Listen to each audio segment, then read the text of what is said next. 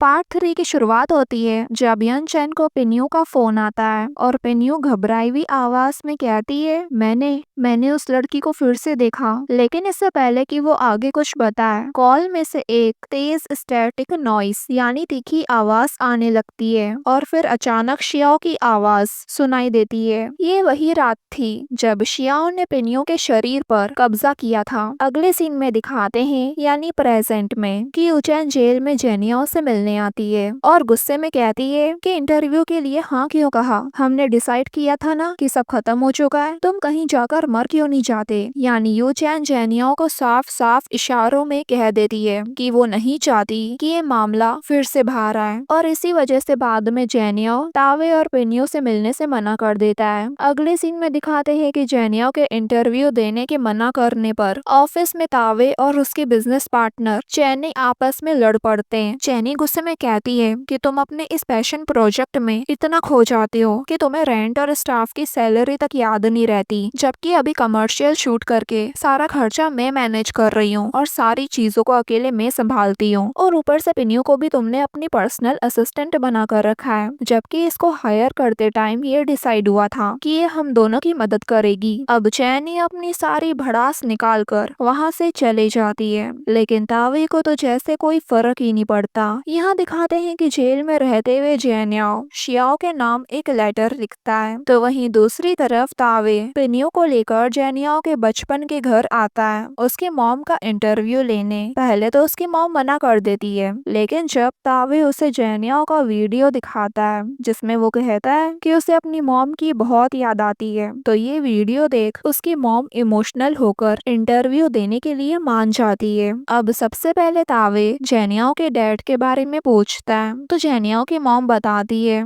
कि मेरे हस्बैंड शुरू से एक अच्छे इंसान थे, लेकिन जैसे ही उनकी जॉब चले गई वो चिड़चिड़े होने लगे और कब उन्होंने मुझे मारना शुरू कर दिया मुझे पता ही नहीं चला। धीरे धीरे ये उनकी आदत बनती गई और मेरे कंट्रोल में भी कुछ नहीं था। पहले जेनियाओ चुपचाप सब सहता रहा, लेकिन जब उसने मुझे बचाने की कोशिश की तो उसके डैड उसे भी मारने लगे और मैंने हमेशा जेनियाओ को उन पर हाथ उठाने से रोका, क्योंकि आखिर एक बेटा अपने ही फादर पर कैसे हाथ उठा सकता है। ये कहते हुए वो इमोशनल हो जाती है और खुद को ही दोष देती है कि शायद उसी की वजह से आज उसका बेटा जेनियाओ बदल गया है। देन पेन्यू पूछती है कि आपने इतने सालों में फाइट बैक क्यों नहीं किया, तो जेनियाओ की मॉम कहती है कि मैं सिर्फ एक औरत हूँ, मैं नहीं जीत सकती थी। अब उनके लिए सवालों का जवाब देना बहुत मुश्किल हो रहा था, इसलिए वो इंटरव्यू को यहीं रोक देती है और वहाँ से उठकर चली जाती है और फिर तावे भी अपनी कार लाने वहाँ से चली जाता है। फिर बचती है पेन्यू जो कि जेनियाओ के पुराने कमरे को देख उसके अंदर चली जाती है। वहाँ वो पूरे कमरे को देखने लगती है, तब उसकी नजर एक सीडी पर जाती है जो उसे जानी पहचानी लगती है और सीडी के अंदर उसे उस लड़की का फोटो भी मिलता है जो उसे लगातार हॉन्ट कर रही है, यानी शियाओ। और फोटो में वो जेनियाओ के साथ होती है। वो इस बारे में जब जेनियाओ की मॉम से पूछती है तो वो बताती है कि जेनियाओ का सारा सामान वो तापे से पैक करके लाई थी, शायद उसमें ये सीडी आ गई होगी। देन तावे गुस्से में पिन्यू को वहाँ से खींच कर ले जाता है और कहता है कि हम यहाँ डॉक्यूमेंट्री बनाने आए हैं, न कि पुलिस है जो तुम उनके सामान की छानबीन कर रही थी। तो पिन्यू बताती है कि मैं बस उस फोटो में जो लड़की है उसके बारे में जानना चाहती थी। देन ये कार में बैठे होते हैं, तब पिन्यू उसे समझाती है कि उसे कुछ विजन्स आते हैं और फोटो वाली लड़की उसे हॉन्ट कर रही है। अब तावे ये सुनकर कहता है अब तो इस लड़की का पता करना ही पड़ेगा, इसलिए वो यहीं रुक कर इन्वेस्टिगेशन करने का फैसला करता है और पिन्यू को जेनियाओ से मिलने भेज देता है। अगले सीन में दिखाते हैं कि पिन्यू जेल में जेनियाओ के सामने बैठी होती है और कहती है मुझे तो लगा तुम मुझसे मिलने से मना कर दोगे। तो जेनियाओ कहता है मैं तुमसे इसलिए मिलने आया हूँ क्योंकि मैं तुम्हें एक आखिरी बार गुड बाय कहना चाहता हूँ, इसके बाद यहाँ कभी मत आना, मैं नहीं मिलूंगा। ये कहकर जाने ही लगता है कि पिन्यू उसे वो फोटो दिखाती है जो उसे सीडी के अंदर से मिली थी और पूछती है क्या तुम इस लड़की को जानते हो। जेनियाओ उस फोटो को देख हैरान हो जाता है और कहता है नहीं मैं नहीं जानता, और वो पिन्यू के सारे सवालों को नकार देता है। लेकिन जब वो लास्ट में पूछती है क्या तुमने इसे मारा, तो ये सुनकर जेनियाओ एकदम फ्रीज हो जाता है और उसकी आंखें आंसू से भर जाती है और वो वहाँ से बिना कुछ बोले चले जाता है। अब वापस जाते टाइम वो पिन्यू की बातों से बहुत डिस्टर्ब लगता है। तभी उसे एक फ्लैशबैक आता है कि शियाओ छत पर खड़ी हुई है, वो भी उदास, और वो सीढ़ियां चढ़कर उसकी तरफ दौड़ता है।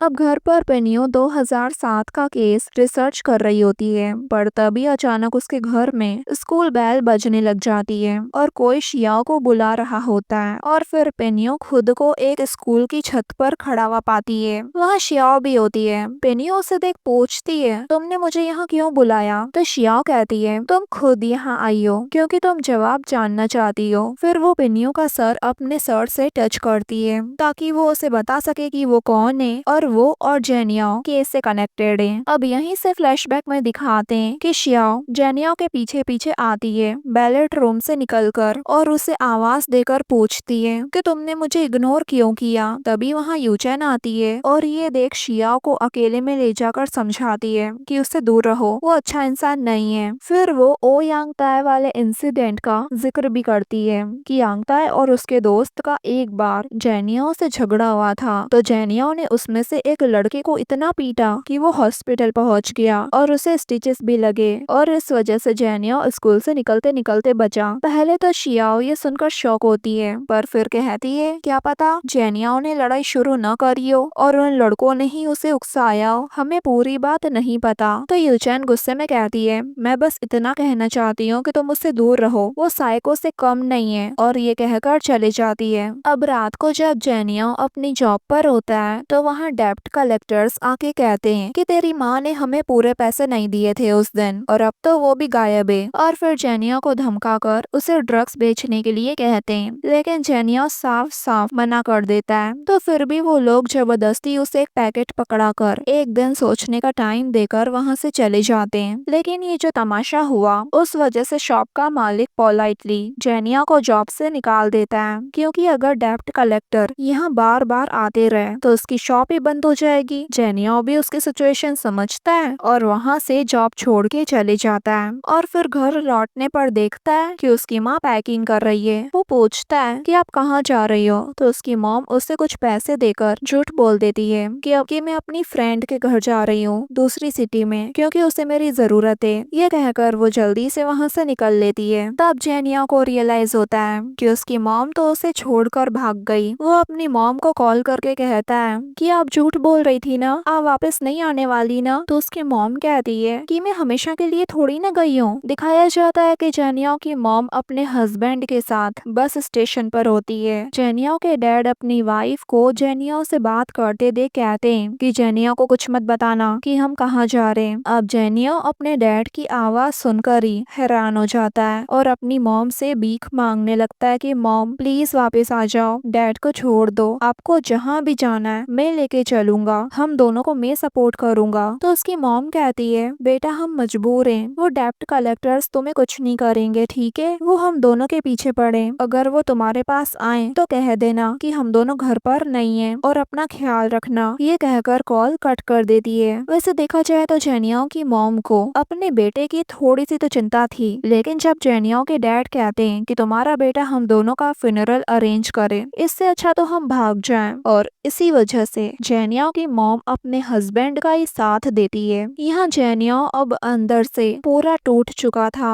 कि उसके पेरेंट्स उसे अकेला छोड़कर भाग गए, यानी उसे जीते जी अनाथ कर दिया। अब वो अपनी मोटर बाइक लेके गुस्से में निकल पड़ता है और उसे अपने बचपन के सारे पुराने खुशी वाले पल याद आने लगते हैं। अब वो आंखें बंद कर लेता है और अपने हाथों को फैला देता है जैसे उसके अंदर जीने की इच्छा ही नहीं हो। तभी शियाओ घर जाते टाइम उसे देख लेती है, वो बुलाती है पर वो निकल जाता है और आगे जाकर उसका एक्सीडेंट हो जाता है। और इसी मोमेंट पर ये पार्ट पूरा होता है गाइस।